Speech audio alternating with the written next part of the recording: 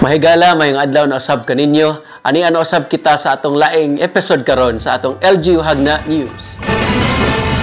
Mga balikbayan nga hagnaanon misuroy sa atong lungsod sa Hagna aron sa pagtan-aw sa mga kalambuan niini. Dugang taho atong paminawon si Samantha Chu. Niadtong Nobyembre 25, 2024, ang mga balikbayan nga sila Sinfronio ug Arsenio Dagitera nibalik sa Hagna uban ang ilang mga paryente ug mga higala aron sa pagtan-aw sa mga proyekto ug kalambuan sa lungsod ubos sa pagdumala ni Mayor Joseph A. Ranyola. Ang pagbisita naghatag og higayon sa pamilyang balikbayan nga makabalik sa ilang kagikan samtang nakita nila ang talagsaong kalambuan sa lungsod. Ang grupo ni suroy sa pipila ka importante nga mga proyekto naghihimo sa lokal nga gobyerno. Lakip na ang Hagna Agri-Eco Park, Hagna Sports Complex, ang bag-ong diversion road gikan sa Pangdan padulong sa Tejero ug uban pang ongoing nga mga proyekto sa lungsod sa Hagna. Ang mga balikbayan nagpahayag ang ilang garbo sa pag-uswag sa Hagna ug ang mga kamahinungdanon sa pagpalig-on sa mga relasyon sa komunidad. Ilang gidayig ang padayon nga pagpaningkamot, sakripisyo ug dedikasyon ni Mayor Joseph Achacoso Ranyola alang sa kalambuan sa lungsod sa Hagna. Kini sa Samantha Tiu para sa LGU Hagna News. Sa laing bahin gipahigayon ang altar og bilin blessing sa opisina ni Mayor Joseph Ranyola sa bag-ong municipal building. Dugang taho niini atong paminawon si Jomer J. Bakang.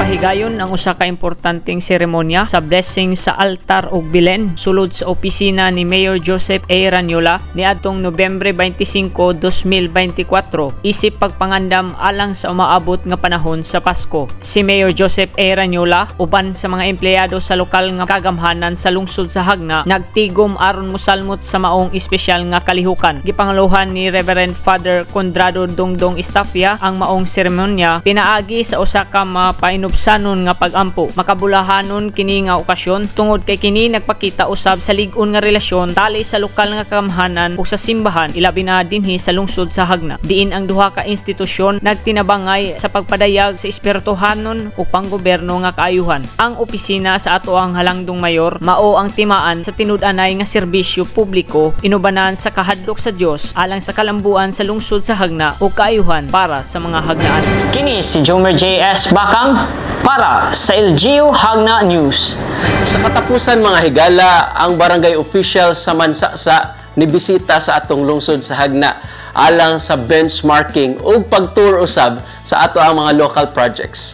Dugang taho niini atong paminawon si James Cyril Tadina. Karong adlaw ang mga opisyal gikan sa Barangay Mansasa sa Dakbayan sa Tagbilaran mibisita sa material recycling facility sa munisipyo sa Hagna isip kabahin sa usa ka benchmarking nga kalihukan nga nagtumong sa pagkat-on sa mga labing maayo nga pamaagi sa pagdumala sa basura ug recycling. Ang pagtour sa MRF naghatag og oportunidad sa mga bisita nga masaksihan ang mga pamaagi sa Hagna sa malampusong pagpatuman sa ilang mga inisyatibo sa pag-divert sa basura. Ang pasilidad nga nagdumala sa pag-sort ug pagproseso sa mga recyclable nga materyales adunay dakong papel sa mga paningkamot sa Hagna aron mapakunhod ang basura nga ipanglabay sa landfill, magpalambo sa mga nagtarong pamaagi ug magdasig sa partisipasyon sa komunidad sa mga programa sa recycling. Pagkahuman sa tour sa MRF, gihatagan sila og usa ka halapad nga tour sa uban pang nagpadayon nga proyekto nga nasugdan sa LGU Hagna. Ang mga proyekto tanan kabahin sa panlantaw ni Mayor Joseph Ranyola aron mapauswag ang kalidad sa kinabuhi sa mga residente sa Hagna. Ang pagbisita sa mga barangay opisyales nagpakita sa nagpadayon nga kolaborasyon sa mga lokal nga gobyerno sa Bohol aron paghatag og dugang kahibalo ug mga panguhaan alang sa usa ka mas limpyo ug mas maluntarong palibot alang sa tanan. Kini si James Cyril Tadena